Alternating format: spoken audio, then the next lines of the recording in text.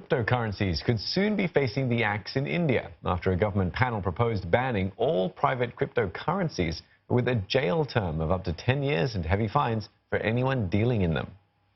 The panel has also recommended that the government consider an official digital rupee that is government-backed through the Reserve Bank of India. Indian authorities will now examine the panel's report and draft legislation before making a final decision.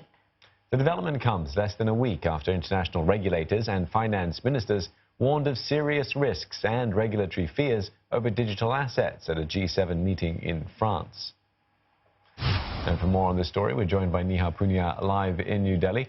And Neha, what's the likelihood of the Indian government that they will adopt these recommendations?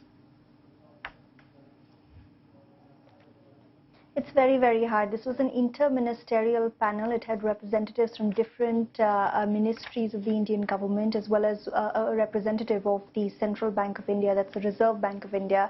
And this panel was headed by the government's finance secretary. And if you go by the government's stated position in the past as well, India's former finance minister Arun Jaitley had said that the government does not recognize cryptocurrencies as legal tender, and that the worry is that this kind of currency could be used for illegitimate activities. The sense is that the government is unlikely to change its stance or change anything that's been suggested by this panel, but many stakeholders have called on the government to reconsider. They're saying this report and its suggestions are regressive and will essentially entail India missing out on a tech that could be used in different ways as well in the future. Right, Neha, but the panel also suggests that the Indian government run its own cryptocurrency. So does the RBI have what it takes to run its own digital currency then?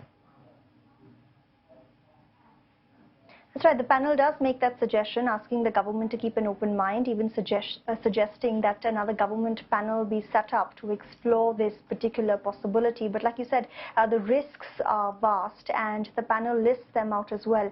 It's talking about the biggest concern being the impact on financial stability of the Indian markets, and it's outlined risks such as transparency, what will the transition be like, what happens to existing modes of payment, how will banks respond to the disruption that this technology is likely to bring in, and what will be the impact as well on the existing amount of cash that's in circulation in the economy. So several questions that will need to be answered by the government before this proposal can even be worked on in the initial stages. All right, thanks for that. Neha Punia speaking to us from New Delhi.